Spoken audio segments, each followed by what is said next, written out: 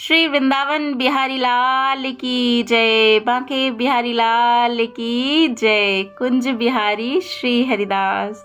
क्या कोई ऐसा है जो बांके बिहारी का नाम सुनकर रोमांचित ना हो जाए, उसे वृंदावन बस दौड़ जाने की लगन ना लग जाए, जो बांके बिहारी का नाम सुनते ही नाचने ना लगे? शायद ही ऐसा कोई होगा, क्योंकि जिसने भी उनको देखा है वो तो बस उन्हीं का ही हो गया है। बार बार वृंदावन जाने का मन करता है और बार बार उनके चरणों में शीश रखकर कुछ कहने कुछ सुनने का मन करता है ना। ऐसे ही हमारे प्यारे बांके बिहारी लाल, इनका प्राकट्य उत्सव है। कैसे प्रकट हुए थे बांके बिहारी, इसकी कथा को आज हम श्रवण करेंगे। जय जय श्री राधे, जय जय श्री राधे। श्री हरिवंश राधा वल्लभ लाल की जय। हित हरिवंश महाप्रभु की जय। परम पूज्य गुरुदेव महाराज की सदा जय हो। बहुत बहुत स्वागत करती हूँ आप सभी का।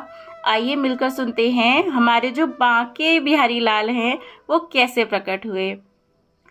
श्री हरिदास जी एक बहुत ही बड़े संत हुए हैं वृंदावन में, और आप जानते हैं श्री हरिदास जी स्वयं जो हमारी राधा रानी की सबसे बड़ी सखी है, अष्ट सखियों में प्रधान सखी जो है प्यारी ललिता जी, उन्होंने अवतार लिया है श्री हरिदास जी के रूप में।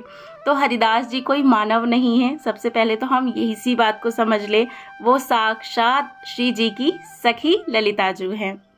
हम जैसे अधमों को, हम जैसे पापियों को यहाँ से निकालकर प्रियालाल की सेवा में ले जाने के लिए ललिता जी इस धरती पर आई और उन्होंने ही श्री बांके बिहारी लाल को प्रकट किया। तो हरिदास जी वृंदावन में जो निधिवन है वहाँ पर रहकर अपनी साधना किया करते थे। साधना क्या करनी थी उन्हें, तो वो तो सिद्ध ही थे। नित्य ही सुंदर सुंदर से पद गा गा कर प्रिया प्रियतम को खूब लाड़ करते, बड़े आनंद में रहते। क्योंकि वो स्वयं सखी हैं तो ऐसा हो ही नहीं सकता, हमेशा ही वो उनके श्यामा शाम में ही खोए रहते थे। और जो सिद्ध होते हैं प्रिया प्रीतम उनके साथ खेलते हैं, खाते हैं, आनंद लेते हैं। जब वो गाते हैं तो स्वयं बैठकर भगवान सुनते हैं। लेकिन क्या होता था, हरिदास जी जब भी पद सुनाते थे उन्हें बड़ा आनंद आता था और हमेशा उनके शिष्यों को देखकर लगता था जैसे किसी को से बात कर रहे हैं, किसी को खिला पिला रहे हैं, मतलब कोई बैठा है इनके सामने। लेकिन जब वो पास जाते देखने के लिए तो उनको कुछ भी नहीं दिखता, उनको तो सिर्फ हरिदास जी ही दिखते थे, अपने गुरु ही दिखते थे। तो शिष्य बड़ा ही विचलित सा रहते थे। लेकिन उनमें जो एक सबसे प्रधान, जिस कह सकते हैं प्रिय जो शिष्य थे, श्री विट्ठल दास जी, उन्हें बड़ा प्रेम था अपने गुरुदेव के श्री चरणों में। और उनको बहुत उत्सुकता भी थी कि कैसे करके मैं पता लगाऊं ये यहाँ पर हमारे जो गुरु है वो किसका दर्शन करते हैं। वास्तव में तो उन्हें पता ही था कि वो प्रियालाल का दर्शन करते हैं, लेकिन उनके मन में कहीं ना कहीं ये आकांक्षा थी कि कब मेरे पे गुरु की कृपा होगी तो जिसका ये दर्शन करते हैं उनका दर्शन मुझे भी प्राप्त हो सके। बस ये कामना रही। एक दिन विट्ठल जी का जन्मदिन था। जी हाँ, विट्ठल जी का जन्मदिन था और उनके गुरु ने सहज ही पूछ लिया कि क्यों विट्ठल, क्या चाहिए तुम्हें? अरे वो तो उनके चरणों में गिर गए, प्रभु मुझे क्या चाहिए ये आपने मुझसे पूछा।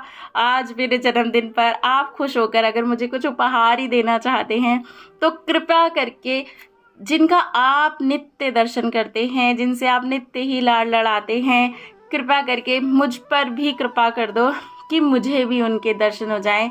ऐसा आप कुछ मानक बनाइए, आपकी कृपा से संभव है।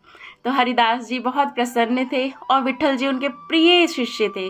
तो उन्होंने कहा, हाँ मैं भी यही सोचता हूँ, आज तो मैं दिखाई दूँ मैं किससे इतना लाड़ लड़ाता हूँ। तो बस हुआ क्या, हरिदास जी बैठ गए। ये सब जो है ये निधिवन में ही हो रहा है, निधिवन में ही दोनों जन बात कर रहे हैं। तो स्वामी जी बैठ गए और उन्होंने अपना तानपुरा लिया और उन्होंने बहुत ही सुंदर पद गाया। तो क्योंकि वो पद गाकर ही रिझाया करते थे शाम को, तो उन्होंने बड़ा ही प्यारा सा पद गाया। क्या पद था वो, सुनते हैं। माई री सहज जोरी प्रकट भई, मायरी सहज जोरी प्रकट भई। जू रंग की गौर श्याम घन दामिनी जैसे, प्रथम होती अब हूँ आगे हूँ, रही है ना टरी है तैसे। अंग अंग की उजकाई, सुगराई चतुराई, सुंदरता ऐसे, श्री हरिदास के स्वामी श्यामा कुंज बिहारी सम वैसे। जय जय श्री राधे, जय जय श्री राधे श्याम। अर्थात यहाँ पर हरदास जी इस पद में गाते हैं कि बहुत सहज जोरी प्रकट हुई है। और कैसी जोरी प्रकट हुई है, क्योंकि उनके सामने तो वो आ गए। कैसी जोरी है? जो गौर है, बहुत गोरी है वो राधा है, और जो श्याम है वो श्याम सुंदर है, हमारे कृष्ण हैं, हमारे कन्हैया हैं। तो गौर श्याम जोड़ी है। और वो दिखने में कैसी है? घन और दामिनी, घन मतलब बादल और दामिनी मतलब बिजली। ऐसा लगता है घन और दामिनी का मेल है। और आगे वो कहते हैं प्रथम हूँ होती, ये तो पहले भी थी, अब हूँ अभी भी है, आगे हूँ हुई है और आगे हमेशा रहेगी।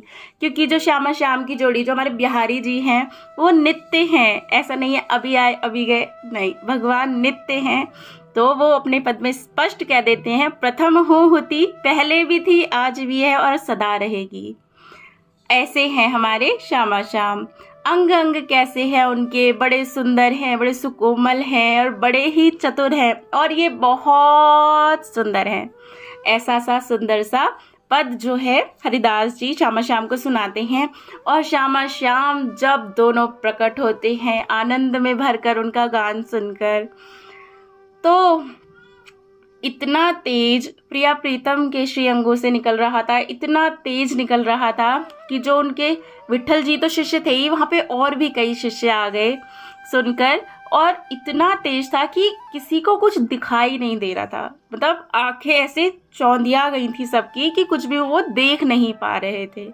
तो हरिदास जी ने फिर उनसे विनय की श्यामा श्याम से कि हे प्राण प्यारे प्रियालाल, आपका तेज हम मानवों से सहन करने हम नहीं कर पाएंगे, हम इस योग्य नहीं है कि इस तेज को किसी भी तरीके से सहन कर सके। आप अपनी कृपा करिए और इस तेज को कम करिए, ताकि ये जो सभी हैं आपके दर्शन कर सके, हम आपके दर्शनों का लाभ ले सके।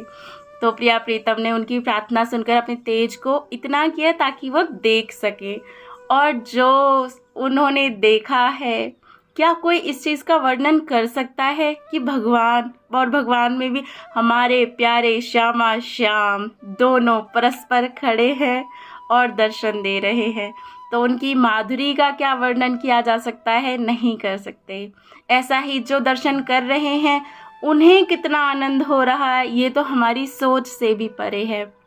सबका मन चित्त गदगद हो गया कि आज क्या दे दिया गुरु ने, प्रसन्न होकर इतने प्रसन्न हुए बहुत। इसके बाद में तो भगवान ने कहा अब तो हमारी सेवा होगी। हरिदास जी कहते हैं सेवा? अरे मैं तो फ़कीर हूँ भाई, मेरे पास कुछ भी नहीं है, मैं आपकी सेवा कहाँ से करूँगा। श्यामा श्याम कहते नहीं, हम तो यहीं रहेंगे, अब तो आपसे सेवा लेंगे। तो स्वामी जी कहते हैं कि देखो कृष्णा कन्हैया मेरे प्यारे, मैं तुम्हें तो लंगोटी भी पहना दूंगा, कोई बात नहीं है, कुछ ना कुछ भोग लगा ही दूंगा, लेकिन हमारी प्यारी जू सुकुमारी जू लाडली जू महाराज, उनके वस्त्र तो सुंदर से अति सुंदर सुंदर होने चाहिए, आभूषण होने चाहिए।